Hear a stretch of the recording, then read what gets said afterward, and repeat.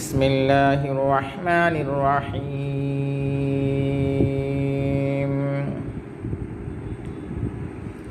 يا بني إسرائيل اذكروا نعمتي التي أنعمت عليكم وأوفوا بعهدي أوفي بعهدكم وإياي فارهبون وآمنوا بما أنزلت مصدقا لما معكم ولا تكونوا أول كافر به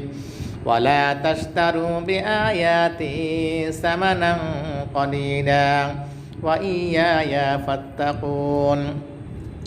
ولا تلبسوا الحق بالباطل وتكتموا الحق وأنتم تعلمون